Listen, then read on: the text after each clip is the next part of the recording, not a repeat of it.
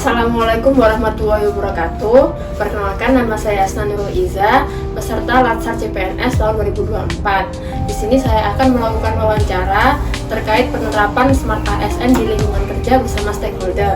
Di sini saya ditemani oleh senior saya. Perkenalkan, saya Andri, pegawai dari Biro Umum dan Layanan Pengadaan. Saya akan mulai ya Mas. Yang pertama, kira-kira apa yang Mas Andri ketahui dan paham tentang Smart ASN itu? Smart ASN itu, kalau menurut saya secara pribadi adalah konsep untuk mewujudkan ASN yang berorientasi pada pelayanan publik, pelayanan kompeten, harmonis, loyal, adaptif, dan itu kita harus lakukan secara profesional. Melakukan secara profesional, terbuka, perubahan, serta mampu bekerja sama dengan lintas unit yang ada di Kementerian Pendidikan. Kira-kira siapa saja yang terlibat dan berperan penting dalam penerapan Smart ASN ini di lingkungan kerja kita? Oke, kalau masalah terlibat, siapa yang akan terlibat? Itu bisa dipastikan seluruh pegawai Kementerian Perdagangan maupun di luar Kementerian Perdagangan yang bekerja di Kementerian Perdagangan. Jadi dari pimpinan, staf, bahkan tenaga pembantu dari Kementerian Perdagangan, itu semua harus berperan penting dalam Smart ASN. Karena apa? Kita harus menciptakan individual yang menciptakan budaya kerja yang baik.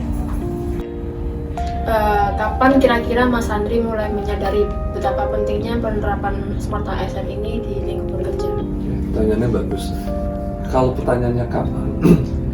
Di saat kita sudah memasuki dunia pemerintahan, contohnya ASN, kita harus benar-benar bisa menerapkan pada prinsip kita, itu adalah Smart ASN. Jadi kita akan menumbuhkan rasa cinta Smart ASN pada saat kita memasuki lingkungan tersebut. Di mana saja kira-kira Mas Andri menerapkan Smart ASN ini? Apakah hanya di kantor saja atau di luar pekerjaan juga? Oke, dalam penerapan Smart ASN ini sebenarnya ada dua. Kita bisa di internal Kementerian Perdagangan maupun di eksternal perdagangan. Jadi kalau di internal kita sesama pegawai, itu kita harus saling menyapa, saling mengingatkan, saling membantu, kita ciptakan budaya kerja yang baik.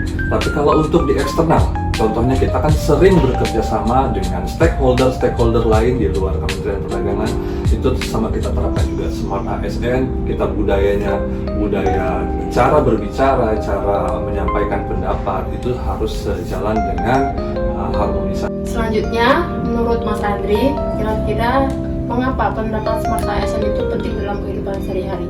Ya, penerapan ASN itu sangat penting ya, terutama kita kan sebagai abdi masyarakat atau pelayan masyarakat, jadinya kita harus mensinkronisasikan bahwa kita memang benar-benar melayani dengan sepenuh hati apa yang masyarakat butuhkan, khususnya di bidang Kementerian Perdagangan.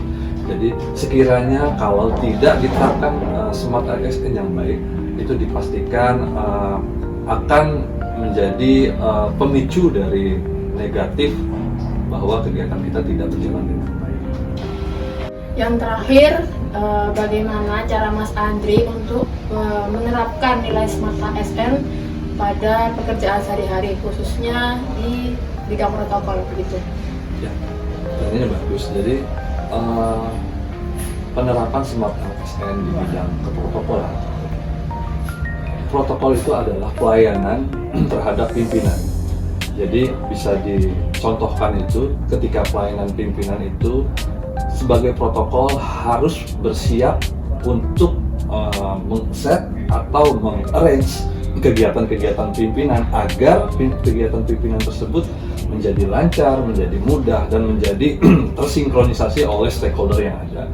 Jadi ketika kita sebagai Smart ASN, kita harus melihat unsur-unsur apa yang harus dilakukan. Contoh, kita harus melakukan koordinasi sebelum bertugas. Ketika kita sudah melakukan koordinasi dan kegiatan itu dipastikan aman, kita bisa berkoordinasi dengan bawahan-bawahan yang pimpinan tersebut untuk segera kita mengeksekusi kegiatan itu secara langsung. Jadi dipastikan Smart ASN protokol itu sangat penting pada penerapan kegiatan di bidang protokol. Dari kesimpulan wawancara tersebut, penerapan nilai Smart ASN bukan hanya tentang apa yang kita lakukan di kantor, tetapi juga siapa diri kita sebagai pelayan masyarakat.